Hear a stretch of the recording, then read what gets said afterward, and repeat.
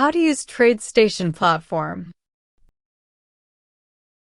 First, you have to go to Tradestation.com, and assuming you already have an account, you're going to log into Web Trading Live, so go ahead and click that. Put in your username and password. So across the top, you're gonna have some tabs.